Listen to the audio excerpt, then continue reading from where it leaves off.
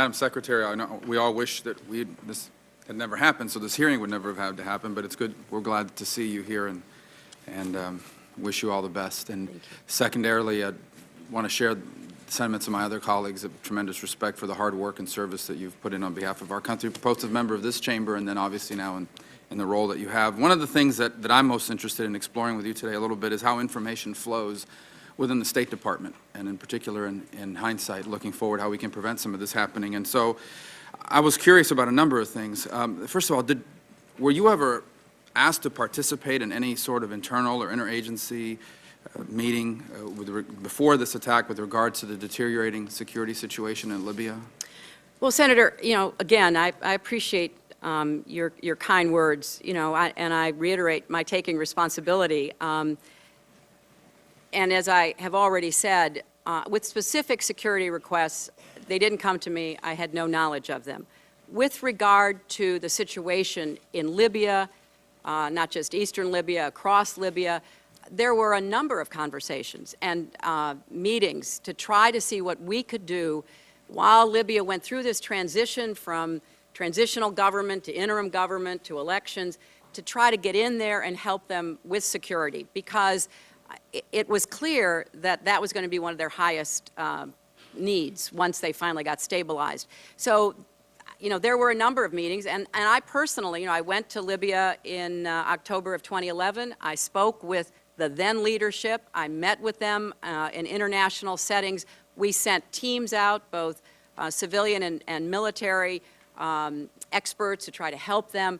Until recently, while they were going through their transitions, it was a very difficult conversation because they didn't have, the authority they thought. But now we're beginning, and we have a long list of ways that we're trying to help improve security in Libya. For example, the October 2011 meeting, at that meeting, did this issue come up with regards to the inability of the Libyan government to protect our diplomatic institutions? Did that issue come up at all in that conversation? Well, we obviously talked a great deal about the deteriorating threat environment in Libya.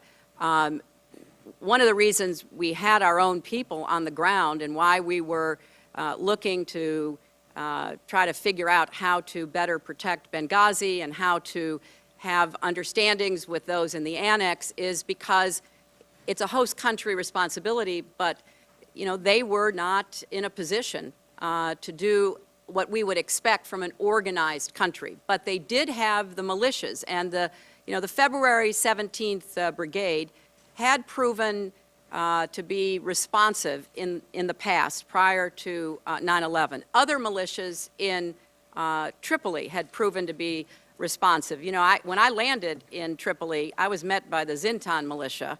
That was the welcome I had. All these guys dressed completely in black, holding their automatic weapons. That was my welcoming party. So we knew that we were piecing together what a host nation was not yet able to do. Right. And then there was another meeting on March 2012. So just to be clear, in October 2011, then again in March of 2012, I believe that was here with the Prime Minister. And neither one of these meetings was there a specific conversation between you and them with regards to concerns that we had, that not just the deteriorating security situation, but the inability of them as a host country to meet their obligations to provide security. Of course. Of course. There was a conversation. Oh, absolutely. I mean, this was a constant conversation, Senator. And what I found with the Libyans was willingness, but not capacity.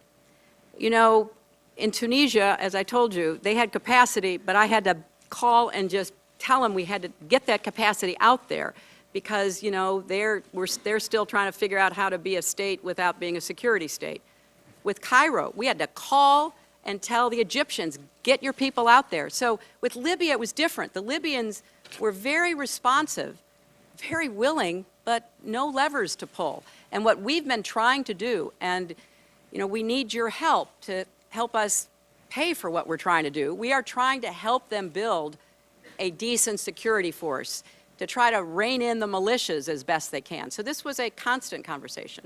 Before the attack in Benghazi, what had we done specifically to help them build their security capacities? Well, there's a long list, and I'll be happy to provide that to you because it is filled with, training, with equipment, with the kind of planning that they had not done before, and I'd be happy to send you the detail on that, Senator.